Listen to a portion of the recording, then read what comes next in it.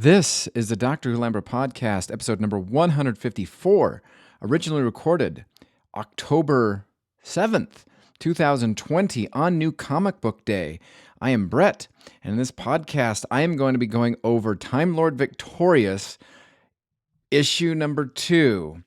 Yes, I did what I didn't think I would do. However, because it's New Comic Book Day, I saw that this was available. I thumbed through it, and I will give you advance warning. This will be filled with spoilers, as well as I didn't even read it. I skimmed through it, and I'm not impressed from what I skimmed through. So that being said, that's a pre-warning for you. I have not actually read it. I am going to do a full review, and again, this is going to be tied to our YouTube channel on Alhambra Audio. Again, you can email the show at alhambraaudio@gmail.com. That is ALHAMBRA audio@gmail.com. So, for those of you playing at home, Time Lord Victorious is and on the screen you can see my torn up comic that I did. I fished it out of the garbage because me and Liam had a discussion that did get cut from the air, but I just decided to anyway. So with that, we're going to look at what is in store. So before I go over this, let's just kind of look at the ground rules for these things. So we have the magazine, which are yellow. I'm looking at the map for Time Lord Victorious. Comics are red. Books are blue. Audio are pink. And merchandise is light blue. And live experiences, which are exclusive to the UK only, are green. So, looking at the events in order, we have Dalek Awakening, which says it's now available. I think it got pushed back, but I'm not 100% sure. We have The Defender of the Daleks, which is the first comic that the one that I am currently holding in my hand that got ripped in half. And then we have, I've already forgotten what blue is. Oh, we have a book, which is an annual, which me, Liam, and Humphrey and Legion lightly go over in the up-and-coming podcast, which is episode number 155, so give that a listen to. Then there is Monstrous Beauty, which is the magazine, the Doctor Who comic in the magazine. And then we have The Knight, The Fool, and the Dead, which is another book. And the Masters, and here's the reason why I'm showing you this. So coming up real soon is the short trips for Big Finish, and then the second one, which is the Lesser Evil short trips. And I have not purchased these. I don't know what to do with them because I am so underwhelmed with Time Lord Victorious so far. And I will tell you, at least personally, and I did give you the warning, I'm not impressed with what they are currently doing with the comics because, again, and what they did with the annual, which, again, teasing episode 155, they basically are double, tripling down on all the stuff that a minority of the fans like, just listen to the podcast when that drops. I'm just going to tease that. So with that, I am going to now go to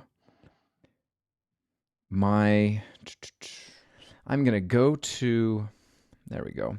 So real quickly, I want to, on the screen, on the YouTube channel, I have the TARDIS Data Core website up, which discusses what Time Lord Victorious is. According to what it says the Time Lord Victorious series was a multi-platform, did they cancel it? That'd be nice. The Time Lord Victorious series was a multi-platform story released between the 17th of August, 2020 and January 2021. The series features the 8th, 9th, 10th Doctors, as well as Rose Tyler, the Ood, and the Daleks. And let's just say that there is a reason why this may not be either up to date, or there may be a reason why that they are trying to hide certain things, and we will go through them in issue number 2 of the Titan Comics Time Lord Victorious. So with that, I'm going to go to my comics account and pull up Time Lord Victorious, because I decided I cannot own a physical copy because it could just get to me again, and I will end up ripping it up.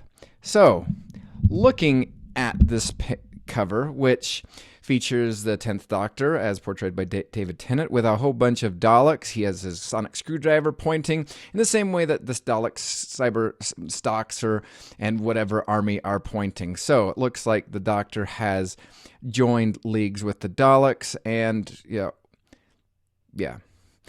So with that, we get a recap of what is going on with who these people are.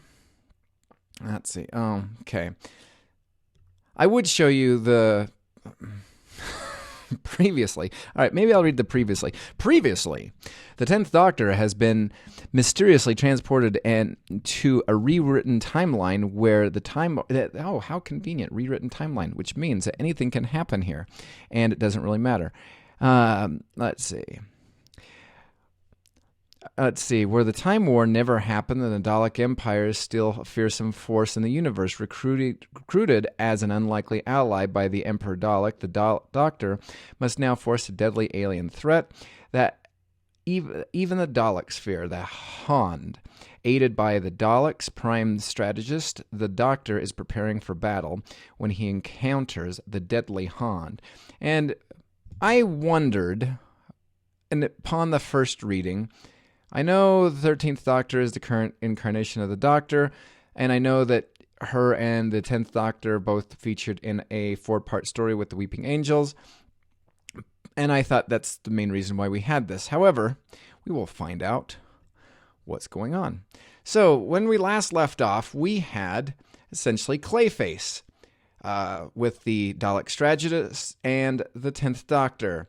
And he says, the 10th Doctor starts off, I'm going to guess that you're the one at hand. The Dalek has, let's see, I'm going to guess that you're one of the Hond that has the Daleks of Skaro running scared. And the thing goes, that is correct, or whatever. Blah, blah, blah, blah. That's probably what it would sound like. All right, so primordial ooze, you're not supposed to be here. And... then, of course, the Dalek, the Han, shall be exterminated, whatever. And I've never read this before, and I don't care. Standing in between two genocidal maniacs, never a comfortable place to be. Okay, I can hear the 10th Doctor. Finally, I can hear the 10th Doctor. I was waiting for this Doctor to basically realize that, or take there was like a perception filter, and it was the 13th Doctor all along. I will tell you that was incorrect. You stop, sit. It's good. Oh, come on. So you stop, sit, stay, good Dalek. Okay. I can kind of hear the 10th Doctor say that. Kind of. All right. Time? What does Hond care about time? Perception of life. Time is life. All life must end, says the gigantic Clayface monstrosity. I don't care.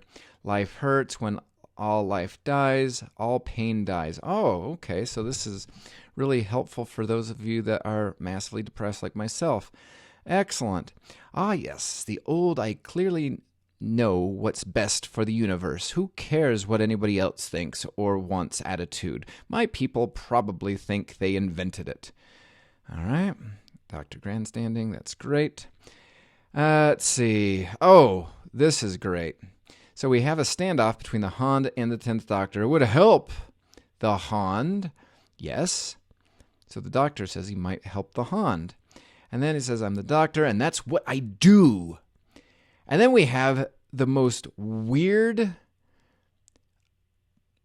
animation drawing known to man, where it looks like Clayface Hond is trying to attack, but it also looks in between attacking and skipping and possibly falling. It can help by dying, says the Clayface thing. Jeez. Dalek zaps it. Who cares? Nothing matters. Han basically gets exterminated into a pile of bubbling green stuff. Doctor inspects it.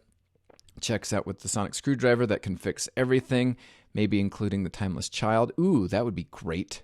I've criticized the timeless child, or the sonic screwdriver solving everything. Ooh, look, we actually have Gallifrey. I wonder if... Oh, no, everybody's dead. It doesn't matter anymore. Chris Chibnall destroyed it. All right, and I don't care about this conversation. I did spend $7 on this, but I really don't care. And then, of course, the Han, it hurts, basically. Oh, wait, no, sorry. Clayface reforms himself and saying it hurts. And then, again, we get the same skippy, blobby attack, approaching the Dalek, yelling, it hurts. I do like this part, though. This part's pretty cool, where the Han basically has the Dalek, the Dalek strategist, and is cracked that's open, and you can see the Dalek eye peering through its casing, and he is basically begging for the Doctor to help him. And, of course, probably the Doctor... What does the Doctor do? Maybe, probably, possibly worth a try. And he uses a screwdriver... And a pulse beam goes right through the Han, and that's kind of... I don't care about this story. $7 for a story that I don't care about. Anyway, we will just fast forward to this. I better not show every single thing in here. Let's see. No copyright strike. Anyway, we'll fast forward. Oh, look, now there's more Han, and they're all misformed. Your attacks are only feeding the Han. Ooh, making them stronger. You have to give me control of the weapon system. So the Doctor is pleading for the Daleks to give him control. Yeah, like that will actually work. Give our weapon to the enemy of the Daleks while we are under attack. Impossible. Okay, so the Doctor's trying to help them, and of course the Daleks refuse the help because they know better, even though they begged for help and were doing some sort of... oh, look, now there's like a stalactite-ish. How did this happen? Let's go back. No, wrong way. Let's go back. We got a stalactite type of a monstrosity building. So the Han just basically yells, it hurts. And then we have like this stalactite thing that is encasing a Dalek spaceship, maybe, perhaps? Basically, they're probably all yelling, it hurts. They're in pain enough to make them all want to wipe out all life in the universe just to make it end. So the Han is in pain, so they want to kill everybody to help them. Make sense. This story doesn't suck at all. Oh, wait, yes, it does. Okay. Oh, look, now we have the pain gone. Oh, look, it's not only is the pain probably gone for the Han, but so is his arms, and his legs are slowly dissolving. I don't know how it actually ended up, but I really don't care. So now you have the Doctor and the Daleks talking about this and that. Oh, whoa, there's a 13th Doctor. That's weird. So, of course, oh, that's an awesome... Look at that. That's like a... Power of the Daleks type of a shot right there. Daleks screaming exterminate, of course, because the Doctor helped them and now they no longer need them. And then we get a not so good shot of this. And then, of course, we have the Doctor. Nope, not that way. course, the Daleks would have thrown up an anti-temporal comms field. Can't ever make anything easy, all right? They never do, says a voice in the distance, which is why I thought maybe, of course, you could use a hand. Okay, so the 10th Doctor can't do anything for himself, so he needs additional help, even though this is out of the Time War. Okay. And this is why, I'm just going to pause that right there, and this is why and this is not my account, I have not signed in on this, this is why I am curious and fearful of purchasing Time Lord Victorious, Short Trips, Master Thief, Lesser Evil, and also Time Lord Victorious, He Kills Me Not, which comes out on Big Finish in the month of October, as well as in the following month, which is November, where I believe Time Lord Victorious, The Enemy of My Enemy. I mean,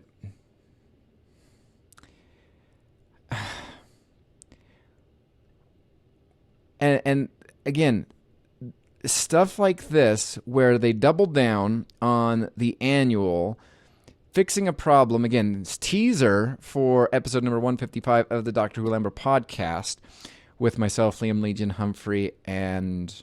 Oh, I said all of us. Okay. That this is what we are told we will get. We were told that we'll get the 9th Doctor, 10th Doctor, Rose, the Ood, and the Daleks.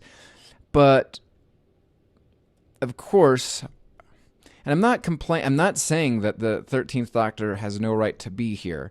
I'm not saying that. What I am saying that is the 10th Doctor couldn't get out of trouble without her help. This is Time Lord Victorious. If you look at any of the cover art, besides the cover page, besides the cover page, I'm on page 39. Let's file that back for, and this was in both Volume 1 and Volume 2.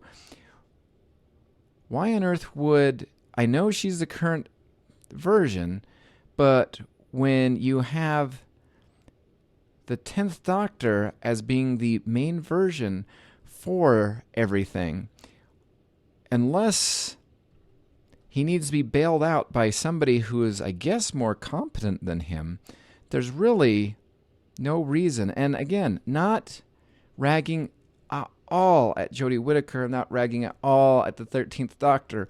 All I'm saying is that this was not what the story has pegged up to be. We've seen Paul Cornell's rewriting of, and with some art, reimagining of that horrible, and I hated that story. I'm not saying I hate it because I don't like what they've done. I do hate human nature. I always have hated human nature. I don't understand what people like about human nature. But then it has to be rewritten. And then, of course, we have to have the rewritten New Earth story with the cat nurse and stuff like that. Because only the 13th Doctor can fix things, because she knows better. And she's known better here. That's why she's made her appearance.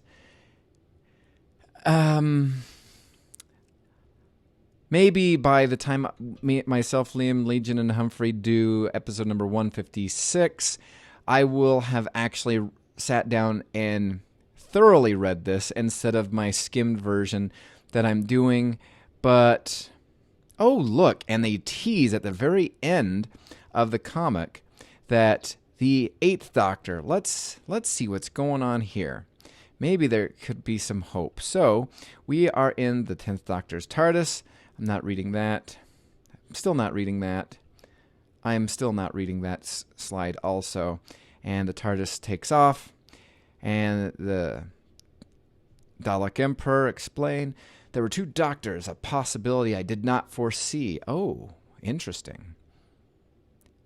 Well, in all honesty, neither did Big Finish, and neither did the TARDIS Data Core. So I'm going to guess that, just one second, I'm going to guess that this had some help, and let's see who probably helped them. Let's see. Special thanks to James Goss, Chris Chibnall. There we go. That's probably why. It does suck. That there is. I do not care for his writing, Sam I Am. Do not like Chris Chibnall and Ham. So, explain. So he did not foresee that. Yeah, nobody else did. Then what use are you to the Dalek Empire Prime Strategist? All right, he has many faces. The Doctor will still be of use to the Daleks. The end? Question mark. And there is the 8th Doctor incarnation as seen in the TV movie where he is in his normal getup, in his blackish fob jacket and whatever. So, with that, Time Lord Victorious, next issue. Ooh, the next issue. Sea Devils. That's neat. On sale, November. So is that a new Time Lord Victorious? It doesn't say on the cover right there. It just has the 10th Doctor. That is an awful. Jodie Hauser should be mad about that art on that. That looks awesome, David Tennant. That is an awesome Sea Devil. I would be offended by that, personally. Story by James Goss, writer Jodie Hauser. So, I do not recommend this.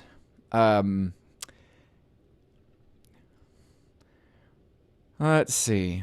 Where are Dalek Empire, Dalek Drone? Don't care. All right. So with that, I will just end this podcast right now. Again, thank you for watching the YouTube channel of Alhambra Audio, the Doctor Who channel, and also thank you for listening to the podcast. Please stay tuned for future podcasts. Again, you can email the show at alhambraaudio at ALHAMBRA audio @gmail.com. You can tweet the podcast or DM the podcast at Alhambra Podcast on Twitter. You can DM or tweet Liam, Legion, or Humphrey. Those are all in the show notes, so stay tuned for that. Thank you for listening to the podcast or watching the YouTube video, and we will see you in time.